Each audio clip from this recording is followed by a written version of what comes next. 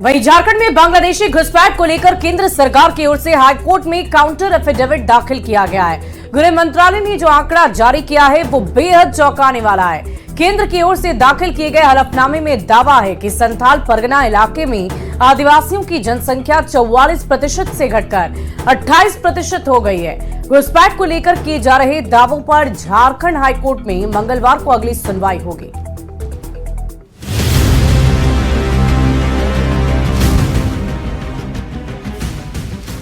झारखंड के संथाल परगना इलाके में बांग्लादेशी घुसपैठ के मामले को लेकर जनहित याचिका पर केंद्र सरकार ने झारखंड हाईकोर्ट में शपथ पत्र के जरिए अपना जवाब दाखिल किया है। जवाब में जिसमें बताया गया कि संथाल परगना प्रमंडल की डेमोग्राफी में आदिवासी आबादी की हिस्सेदारी में 16% की गिरावट आई है।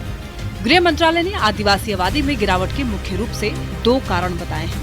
पहला पलायन और दूसरा धर्मांतरण जो घुसपैठ के चलते हो रहा है। केंद्रीय गृह मंत्रालय का दावा है कि आदिवासियों की संख्या घटकर 44% से 28% हुई। बांग्लादेशी घुसपैठ की वजह से घटे आदिवासियों के संसाधनों पर कब्जा कर रहे हैं घुसपैठी। बड़ी संख्या में आदिवासी ईसाई धर्म अपना रहे हैं। आंकड़ों के जरिए केंद्र का दावा है कि साहिबगंज में मुस्लिम आबादी 10 साल में 13% बढ़ी, जबकि पाकुड़ में मुसलमानों की आबादी 14% तक बढ़ गई। केंद्र सरकार ने आज एफिडेविट फाइल करके बोला कि ट्राइबल की संख्या 44% से 28% हो गई है और उन्होंने विस्तृत रूप से यह बताया कि यहाँ पे जो ट्राइबल है उनकी जनसंख्या कम हो रही है। उसका 2 कारण है।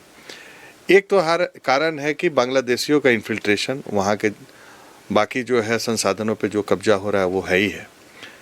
साथ ही साथ आदिवासियों का क्रिश्चियन में कन्वर्ट होना।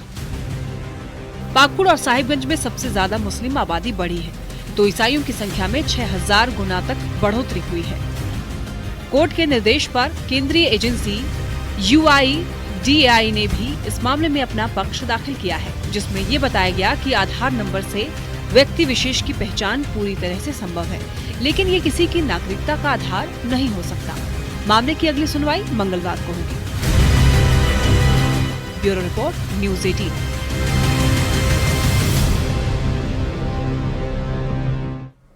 खबर चतरा से है, जहां आज भी जनता भगवान भरोसे ही जीने के लिए मजबूर है। कदवा गांव के ग्रामीणों को अस्पताल जाने के लिए भी 4 कंधों की जरूरत पड़ती है। पुल नहीं होने से यहां जिंदगी दौड़ती नहीं बल्कि नदी की धारा पर तैरती है। ग्रामीणों ने बताया कि पुल बनाने के लिए श्रम मंत्री सत्यानंद भोक्ता समेत चतरा जिला प्रशासन सभी को पत्र दिया गया है, लेकिन अभी तक इस पर कोई काम नहीं हुआ।